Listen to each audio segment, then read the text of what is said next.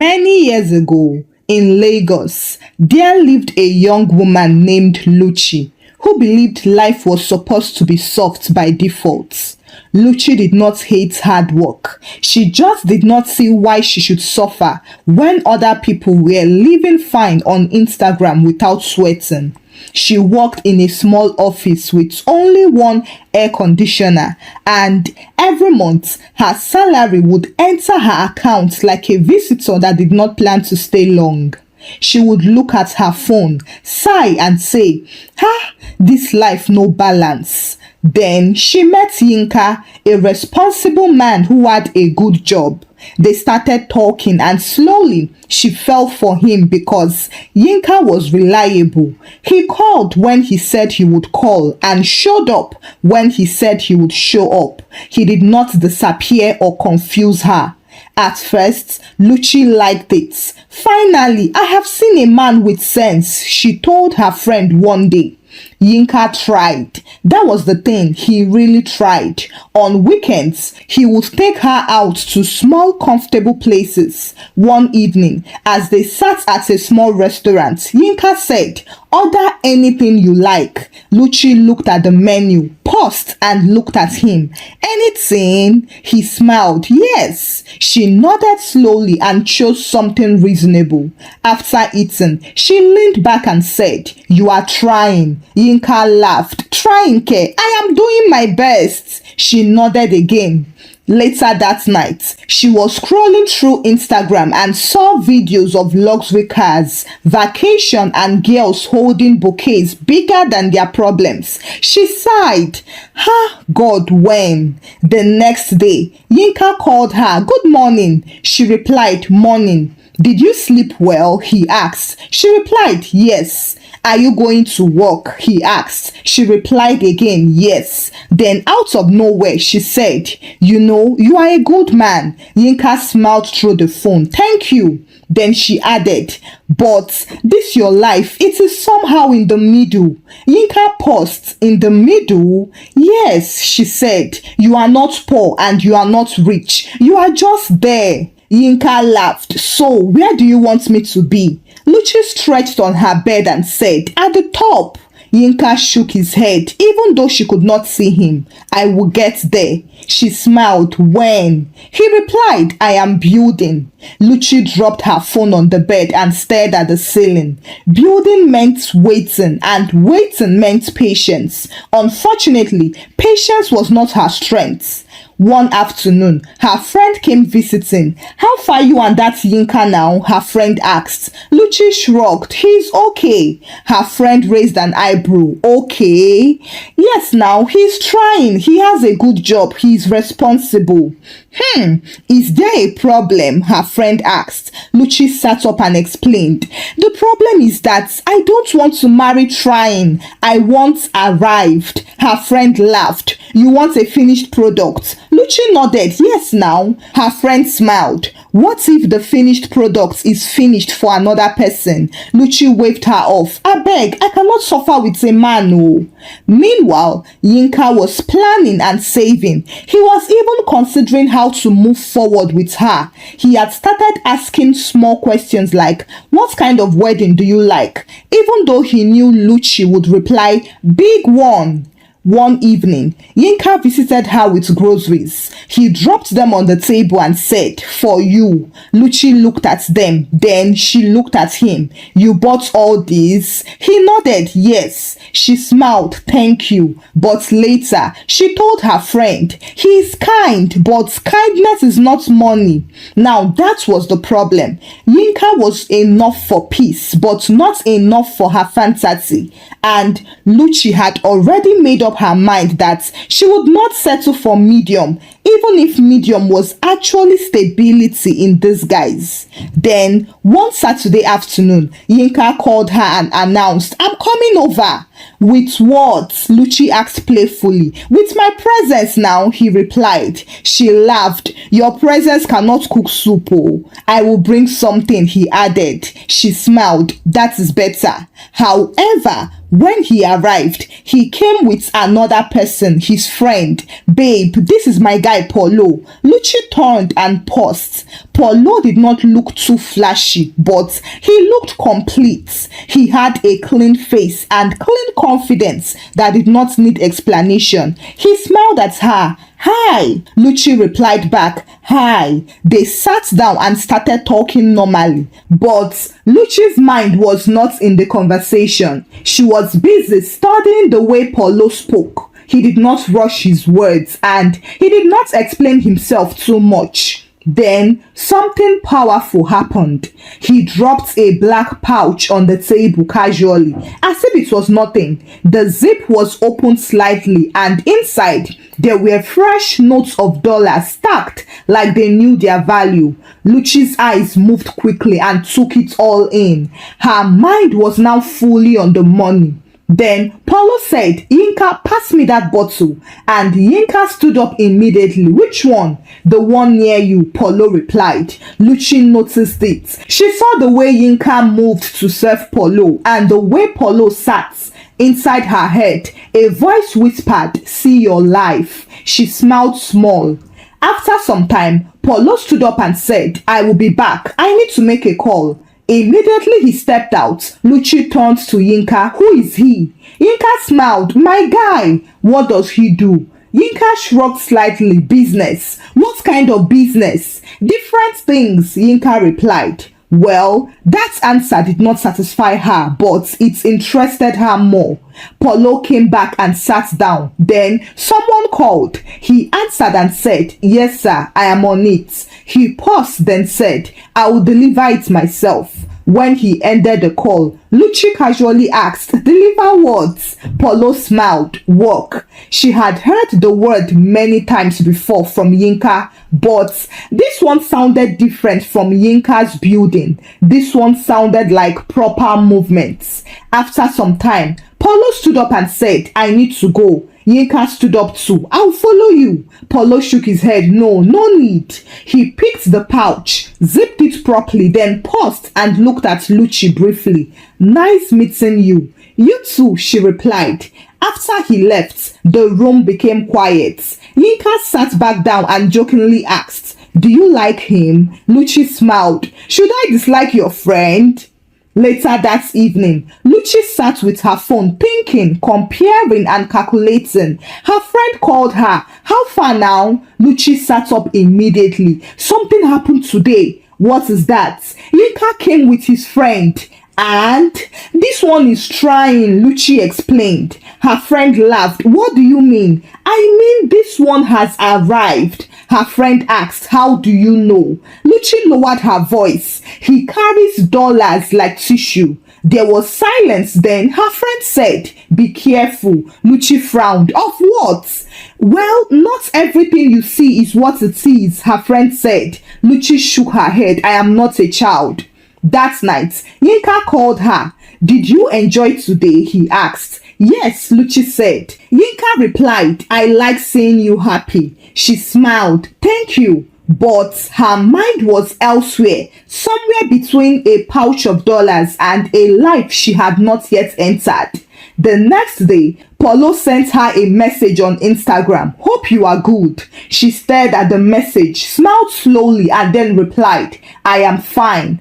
That was how it started. Paulo checked in again the next day. "Did you go to work?" he asked. "Yes," she replied. "Do you like your job?" Lucci paused and then typed, "It pays." He replied, "That is not the same thing." She smiled at the phone as the sentence entered her head and sat down comfortably. That evening, Yinka called. "Where are you?" "At home," Lucci answered. "What are you doing?" "Nothing much," she replied. "Should I come?" Lucci hesitated slightly. "No, not today." "Are you okay?" Yinka asked. "I am fine," Lucci replied. He nodded, even though she could not see him. "All right, rest well." After the call, she checked her phone and saw that Paulo had sent another message. "What are you doing now?" he asked. She replied excitedly, "Just resting." "Good, don't stress yourself too much," he said. She smiled. These were simple words, but they landed differently because they came with the image of dollars. For some time, the pattern continued. Paulo did not rush or pressure her. He simply stayed consistent. One evening, he said, "Let me take you out." Lucci paused, then typed, "I have a boyfriend." He replied almost immediately, "I didn't ask you to marry me." Lucci blinked. That answer was too bold. But instead of pulling back, she leaned in and typed, "That is not what I meant."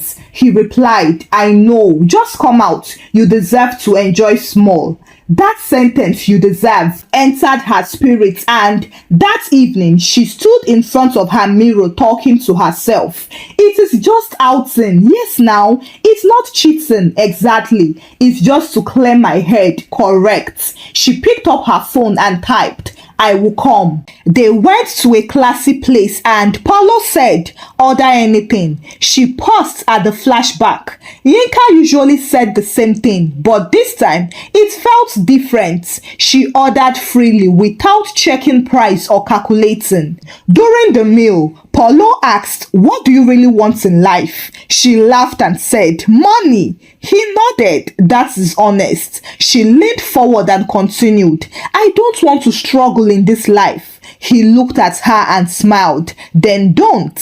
After eating, he paid without checking or hesitation. Lucci noticed everything. On the way out, she asked, "So, what exactly do you do?" He smiled slightly and said, "Movement." Lucci frowned. "What does that mean?" He looked at her briefly. "It means I don't stay in one place." That answer confused her, but she did not push because the surface was sweet enough. That night, Yinka called her again. "Where are you?" "At home," she replied. "What did you eat?" "Something light," she replied. He smiled. "Next time, tell me. I would have brought something for you." She nodded. "Okay." After the call, she rolled her eyes. "This one is too calm, Jare." She checked her messenger and opened Paulo's chat. He had asked, "Have you reached home?" She smiled and replied, "Yes." "Did you enjoy it?" She smiled more and typed, "Yes." He replied, "Good. You deserve more." That sentence again. She leaned back on her bed, closed her eyes, and for the first time, she allowed herself to fully imagine a different life, a softer life, an easier life. Meanwhile, Yinka sat in his own room, holding his phone and looking at her last message. He could not explain it yet, but he could feel that something was off. "Something has changed," he muttered. The next day, Paulo sent a message, "Come out with me tomorrow."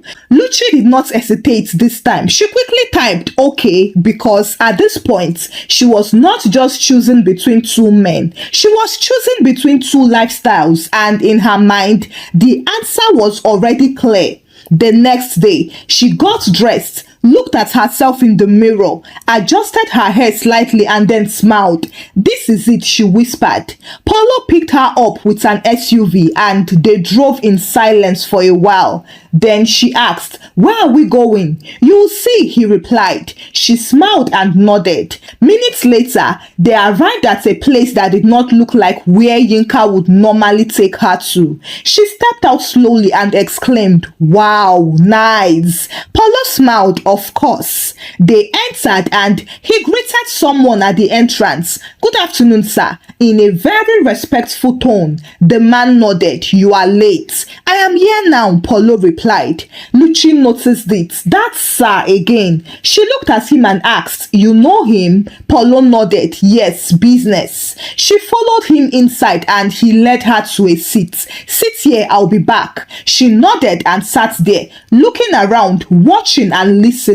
Just then, two men walked past. One of them said to the other, "That boy, he's always running up and down." The other laughed. "That is his work." Lucci frowned slightly. "Which boy?" But before she could think further, Paulo returned and said, "I'm sorry for keeping you waiting." She smiled. "It's fine." They sat. ordered drinks, and their conversation flowed. But this time, something inside her was paying more attention. She watched him closely. When his phone rang again, he picked it up immediately. Yes, sir, I'm on it. I will deliver it now. He stood up and said, I'll be back. Lucci nodded slowly and he left again, but this time he stayed much longer. She sat there alone, watching and thinking. Something was not adding up. The image in her head was beginning to shake. After some time, she stood up and walked around slightly just to stretch. Then she saw him through a glass office. Paulo was standing, holding files and talking to a man who was seated comfortably, very comfortably. The man spoke and Paulo nodded, yes sir. The man handed him a black bag and Paulo collected it carefully as if it was something precious. Then he turned and walked out, not like a boss, but like someone being sent on an errand. Lucci stood there frozen. No, she whispered. She quickly walked back to her seat and sat down. She adjusted herself and tried to act normal, but her mind was already running fast. When Paulo returned, she looked at him suspiciously now. Is everything okay? He asked. She smiled small. Yes. You look quiet, he said. I am fine, she replied. She paused and then she asked again. So, what exactly do you do here? He looked at her, then smiled slightly. I told you, movements. She nodded, but this time she did not accept it fully. When he later dropped her off, he asked, did you enjoy today? She nodded yes and stepped out. But when she entered her house, she stood at the window for a moment, watching the car drive off.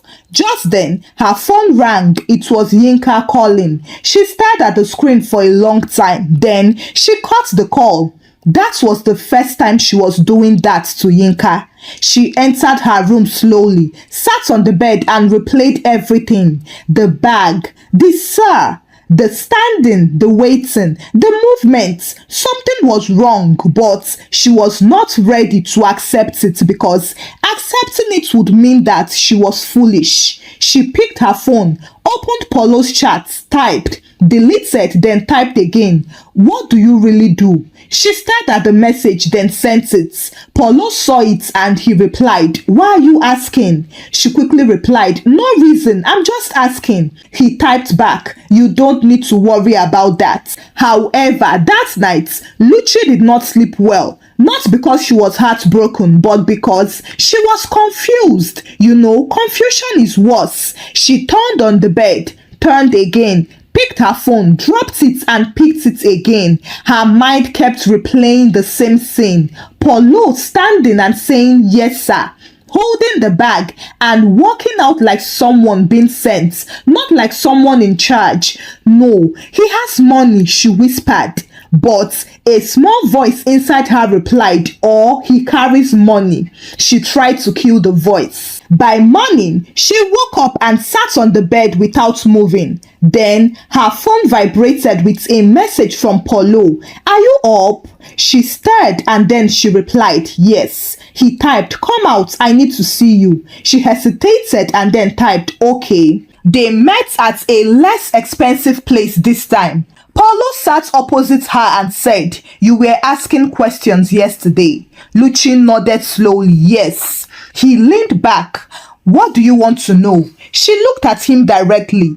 This money, is it yours? For a few seconds, he did not speak. Then he smiled. You like money. She did not smile back. Answer me, she said. He exhaled. Then he said, it is not mine. The words landed clearly this time. Lucci blinked. So, what do you do? He looked at her and said, I run things. She breathed heavily. What things? He shrugged. Errands. Lucci froze. Her chest tightened. Errands? Yes. For who? For my boss. She leaned back slowly. Everything began to rearrange itself in her head. No wonder. The bag, the calls, the sir, the standing, the waiting, the movement. He was just delivering errands. It all made sense now. Too much sense. And the dollars, she asked. He shrugged. I carry them. They belong to my boss. She looked at him as if she was seeing him for the first time. Do you have your own? She asked. He did not answer immediately, but that silence was answer enough. She laughed dryly. Wow. He narrowed his eyes. You were enjoying the show before. Lucci nodded. Yes, because I thought something else. What did you think? He asked. She looked at him and smiled. I thought you owned the life you were showing me. He leaned forward slightly. I can get there, you know. Now, that sentence sounded familiar, too familiar. She froze. It sounded exactly like Yinka. Building, future, process and all. She smiled bitterly. And right now, where are you? He looked at her. Right now, I am moving. Movement again. But now she understood it better. His movement meant running. His movement meant carrying. His movement didn't mean owning. She stood up. I need to go. Paulo frowned. Is that all? She picked her bag. Yes. He looked at her curiously and asked, so what now? She paused, then said, I went for what I thought was ahead, but it was not even on the road yet. With that, she turned and walked away. Outside, she stood for a moment, took a deep breath, then picked her phone, scrolled and stopped at Yinka's number.